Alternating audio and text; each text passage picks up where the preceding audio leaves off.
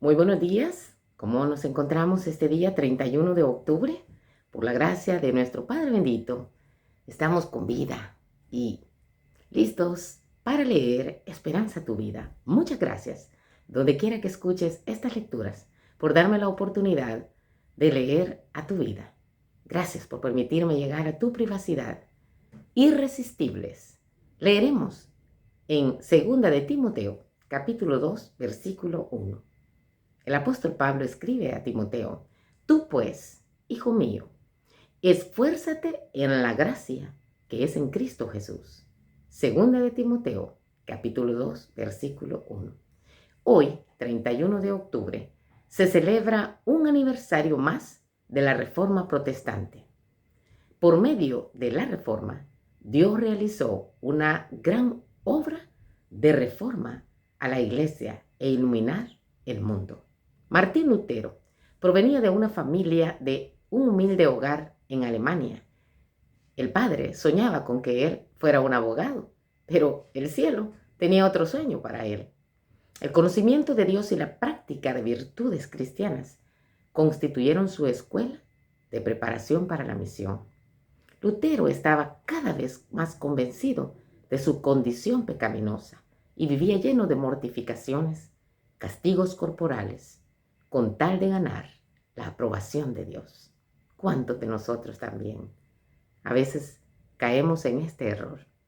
Pensamos que las obras que nosotros hacemos, los arreglos que nos podemos hacer, nos pueden ayudar para presentarnos delante del Eterno y justificarnos.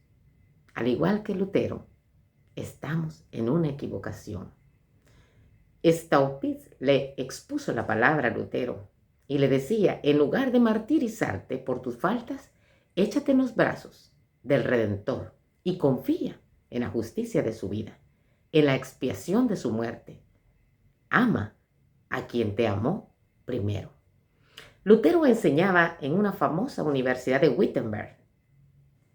Le encantaba estudiar los salmos, la palabra de Dios, los evangelios, las epístolas, abriendo así el entendimiento a multitudes. Fue muy poderoso en las escrituras y la gracia del Señor fue persuadiendo de la verdad a este monje agustino.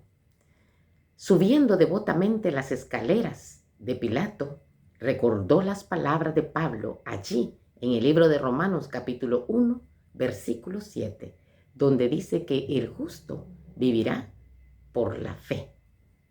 Al regresar de Roma, recibió en la Universidad de Wittenberg su doctorado en teología.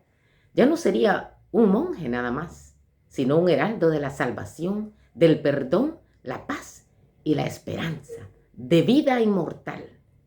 Se ascendió así una luz que iría en aumento hasta el fin de los tiempos. Lutero estaba horrorizado por la blasfemia de las indulgencias. Muchos habían adquirido certificados del perdón, pero la gracia era un don gratuito. Por eso aconsejaba no comprar indulgencias, sino confiar en el Redentor. Lutero fijó en las puertas de la iglesia del castillo de Wittenberg las 95 tesis contra las indulgencias, listo para defenderlas, pero nadie se hizo presente ni aceptó su reto. Lutero afirmaba que el Evangelio es el tesoro más valioso de la iglesia y que la gracia se recibe por fe, como un don concedido a los arrepentidos. Martín Lutero decía que no se guiaba por el consejo humano, sino por el divino. ¿Y tú, querido que me escuchas? ¿Por cuál consejo te dejas guiar? ¿Por el que te dicen los dirigentes espirituales? Por supuesto. Si estos están apegados a un escrito está de las Sagradas Escrituras, adelante. El consejo divino es muy importante. En las Sagradas Escrituras, con mucha anterioridad a Lutero, a los mayores exponentes de la Reforma Protestante como Juan Calvino, John Wycliffe, Zwinglio, Jan Hus y otros, por supuesto, encontramos varios momentos en las Sagradas Escrituras donde se hicieron reformas ¿Y qué es esto de reforma? La reforma es una modificación de una cosa, de una situación, con el fin de mejorarla. Y también, si buscas en el diccionario, encontrarás que la reforma también es ese movimiento religioso, nacido en el siglo XV, XVI, y que dio origen al protestantismo y a nuevas organizaciones eclesiásticas, en donde ya la Iglesia Católica Apostólica Romana no era la única que daba directrices en cuanto a lo espiritual. En las Sagradas Escrituras nosotros encontramos que allí en Segunda de Reyes, capítulo 22, encontramos a un rey que por un tiempo se desconocía la ley de Dios, pero fue encontrada la ley de Dios. Entonces, este jovencito tenía apenas 8 años de edad. Entonces, uno de los sacerdotes le dice, hemos hallado la ley. Cuando el rey oye las palabras que están escritas en el libro de la ley, rasga sus vestiduras. Y el rey envía al sacerdote Hilcías, al escriba Safán y a su siervo para que le pregunten al Señor por él, por el pueblo y por todo el país acerca de ese libro que habían encontrado y cuál era la voluntad de Jehová. Van a consultar entonces a la profeta Hulda. Ella dice, podemos ver allí en el versículo 15 al 20, así dice el Señor, el Dios de Israel. Y empieza a detallarle la profeta. Algo importante que la profeta le dice le manda a decir al rey Josías, porque oíste las palabras del libro y tu corazón se enterneció y te humillaste delante del Señor. Rasgaste tus vestidos y lloraste en la presencia de Él. Yo, le dice Jehová, te he oído, por tanto, descenderás en paz. Tus ojos no verán el mal que voy a traer sobre este lugar. Mira qué interesantes puntos, querido. Cuando nosotros nos damos cuenta de cuál es la voluntad de Dios, cuando leemos las Sagradas Escrituras, deberíamos imitar entonces a este rey joven. Rasga sus vestidos, se pone en luto, porque dice, hemos pecado contra Dios. Y cuando él se da cuenta ya en detalle, él se humilla y llora delante de Dios. Está interesado en conocer la voluntad de Dios. Y tú, mi amado, querido oyente, yo sé que el hecho que ya estés escuchando estas lecturas va dando la pauta que tienes interés en conocer la voluntad de Dios. Como dije en cierta ocasión, no soy teóloga, ni lo sé todo, apenas sé algunas cosas, pero lo poco que conozco, me encanta compartirlo. Y todo depende de ti, querido, amada que me escuchas. Si tú eres impresionado por el Espíritu Santo, puedes empezar a investigar más, a indagar más de las Sagradas Escrituras, de la santa voluntad de Dios. Este es un ejemplo de reforma. Allí mismo, entonces, en Segunda de Reyes, capítulo 23, vemos otra reforma, en donde se lee la ley al pueblo todo el día, y todo el mundo, desde el más grande hasta el más chiquito, al niño, ponen una gran atención y lloran al escuchar cómo han caído tan bajo, cómo han ido a adorar un montón de ídolos, cómo han pasado a sus hijos por fuego y cómo han hecho alianzas con personas de las que Dios les había dicho que no, porque más tarde los iban a inducir a abandonar al Dios verdadero. No hubo ningún rey, ni antes ni después de Josías, que se convirtiera al Señor con todo su corazón, su alma y fuerza. Entonces, amado que me escuchas, el Señor nos hace un llamado a nosotros también. ¿Qué pasa cuando ya nosotros nos vamos dando cuenta de la voluntad del Señor? Vamos conociéndole.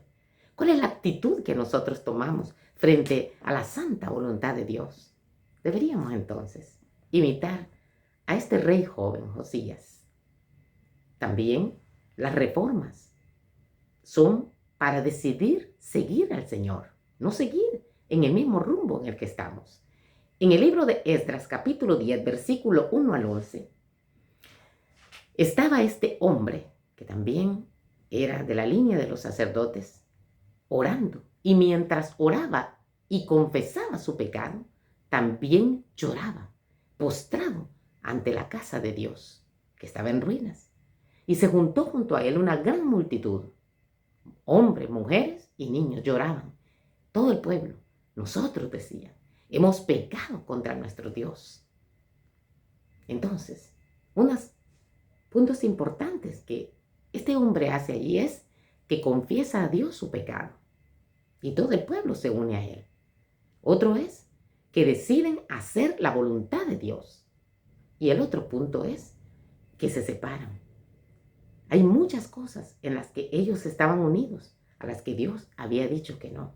Nótese, querido, no es que se separan de las personas porque se creen mejores. Es que cuando venimos al camino de Cristo también, cuando aceptamos su sacrificio, cuando nos sometemos a su voluntad, también tenemos lineamientos que seguir, querido. Ya no podemos ser iguales, pensar de la misma manera que antes, sentir, actuar, hablar. Todo cambia, porque es una conversión. Otra manera como se dan las reformas en las Sagradas Escrituras es que se muestra un celo religioso por el Señor. Allí nosotros encontramos en Nehemías capítulo 13, versículo 11 al 31, cómo las personas habían dejado de sostener a la tribu de los levitas, a los sacerdotes. Y también es una amonestación para nosotros. El que sirve al santuario, el que sirve a la casa del Señor, a la obra de Dios, la palabra de Dios nos amonesta a nosotros que también es digno que Él y su familia puedan ser sostenidos por la obra. Así que también eso era necesario cambiarlo, modificarlo, porque la gente se había hecho oídos sordos a lo que Dios había ordenado. Y es que la tribu de Leví, que formaba parte de las 12 tribus que conformaron la nación de Israel, no heredaron, sino que Dios dijo que iba a ser la herencia de ellos. Entonces toda la línea de los levitas y los sacerdotes no podían ser dueños de ningún inmueble, porque tenían que estar exclusivamente al servicio de Dios. Y por supuesto, las demás tenían que sostenerlos a ellos. Entonces, en ningún momento de la historia humana, todo el que se dedica al servicio de Dios al 100%, debería de estar su corazón arraigado allí en los inmuebles, porque de alguna manera esto te va atando.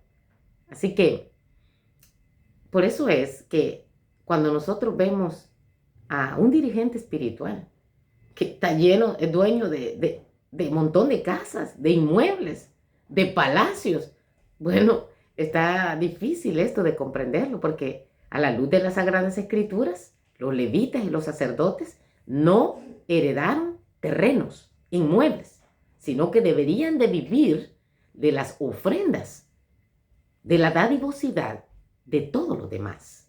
¿Por qué? Porque son personas dedicadas al Señor al 100%.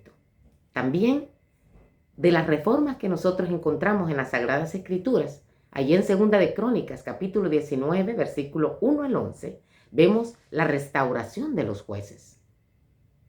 Allí vemos entonces cómo el vidente Jehú amonesta al rey Josafat.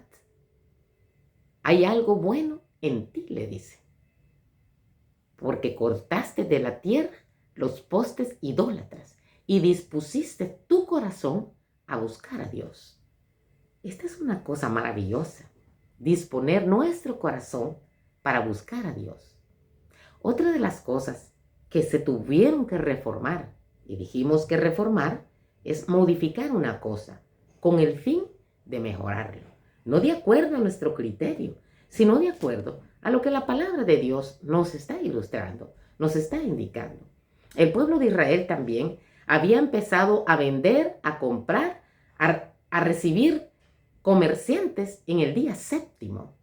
Y Dios les había ordenado en el cuarto mandamiento que deberían acordarse del día séptimo para reposar, santificarlo, para darle adoración al Creador. Lo mismo que sucede ahora, querido. Entonces la Sagrada Escritura nos recuerda que en el día del Señor no hacemos este tipo de actividades. Sí podemos, por supuesto, cortar frutos, ayudar a una persona en necesidad, visitar enfermos, ir a las cárceles. Cualquier trabajo yo puedo hacer, siempre y cuando este trabajo sea para ayudar a mi prójimo y no para yo recibir un tipo de ganancia. Así pues, Jesucristo les ilustró cuando los fariseos y los principales se acercaron a él y le dijeron: ¿por qué tus discípulos trabajan en sábado? Están desobedeciendo el cuarto mandamiento. Entonces Jesús les dice: si tu oveja se cae en un pozo, ¿la vas a dejar ahí morir porque es día de reposo? Entonces Jesucristo, bendito sea el Señor, viene a ilustrarnos a nosotros, a detallarnos cuál es el verdadero espíritu con el que nosotros los cristianos debemos de obedecer los mandamientos que Él estableció y escribió con su dedo en las Sagradas Escrituras. Bendito sea nuestro Señor, porque Jesucristo no nos deja en el aire. Él vino y nos enseñó la manera correcta de obedecer sus mandatos. Y dijimos también que obedecemos no para salvarnos, porque es Cristo el que salva. Obedecemos porque ya somos salvos. Estamos sometidos al gobierno de nuestro Rey, que es Jesucristo. Bendito sea el Señor. Entonces, queridos, si podemos traer entonces a colación por lo menos 5 puntos fundamentales que son pilares de la reforma de estos hombres que sufrieron mucho. Algunos fueron quemados allá en la edad medieval, en donde solamente había una iglesia, una religión que tenía el control y quería tener la potestad y el poder sobre reyes y sobre todos los súbditos de todos los países. Por eso Dios, gracias a Dios, bendito sea el Señor, ilumina la mente de estos teólogos. ¿Para qué? Para que puedan llevar el evangelio a toda la población y para que la palabra de Dios sea accesible al pueblo. Porque, imagínate tú, todos los sermones eran dados en latín y el latín solamente era un idioma que manejaban los nobles. Por lo tanto, todas aquellas personas de escasos recursos económicos no tenían acceso a la salvación, al conocimiento del evangelio. Entonces, el evangelio es para todos, querido, porque son buenas nuevas de salvación. El evangelio de Jesucristo. Una cosa importante, que es pilar de esta reforma, fue sola escritura.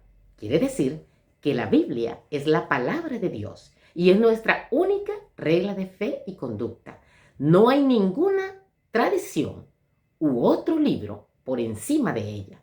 Es lo más importante para todo cristiano. Número 2, como segundo pilar de la reforma, sola fide, es decir, solo por fe en el sacrificio de Cristo, el ser humano, tú y yo, podemos ser salvos. Gloria a Dios. Pilar número 3 de la reforma protestante, solus Christus, habla que solo por el sacrificio que hizo nuestro Señor Jesucristo en la cruz del Calvario, tú y yo podemos tener la redención de nuestros pecados. Alabado sea el Señor. Número 4, pilar número 4 de la reforma, sola gratia. Nos enseña que la salvación es solo por gracia, solo por misericordia de Dios. Y pilar número 5 de esta reforma protestante, que hoy, como dije, 31 de octubre, cumple otro aniversario más.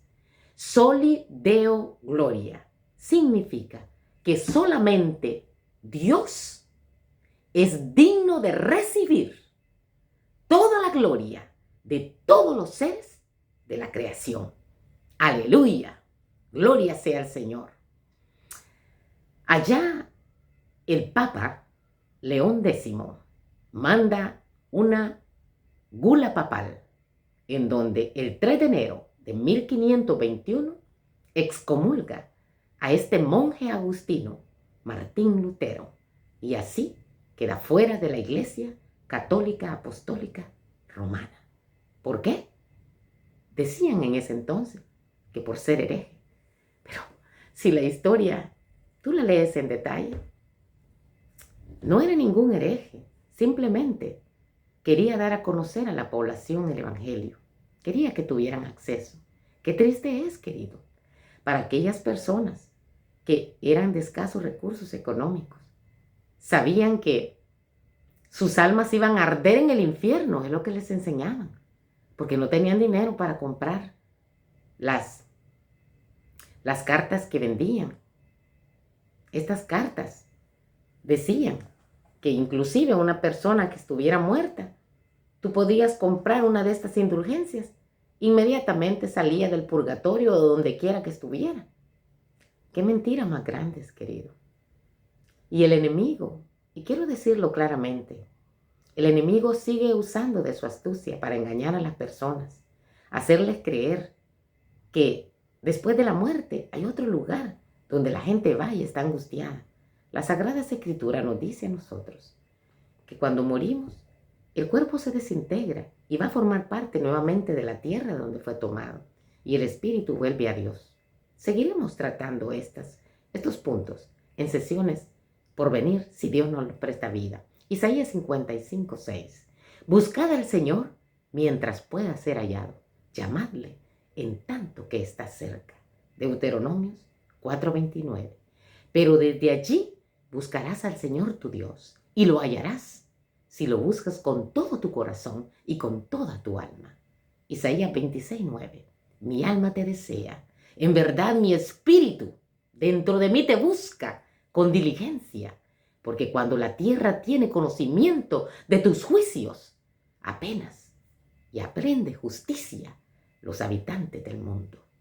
Volveos a mí, dice Jehová, y sed salvos, todos los términos de la tierra, porque yo soy Dios y no hay ningún otro. Isaías 45:22. Amado que me escuchas, querido, joven, niño, no somos dueños de nosotros mismos. Permitamos entonces ser impulsados a terminar la misión que Cristo nos ha dejado, apasionados por su amor y por su gracia irresistible. La paz de Cristo quede en tu corazón. Que esta situación que vivieron estos reformadores no quede en vano. Modifiquemos entonces nosotros también aquello que no está de acuerdo a la voluntad de Dios. Aquí, si nosotros leemos las Sagradas Escrituras, como los reformadores decían, sola Escritura, quiere decir, la Biblia es la palabra de Dios y debe ser la única regla de fe y de conducta que guíe tu vida. Ojalá, es mi deseo y oración, que esto pueda ser una realidad en tu vida.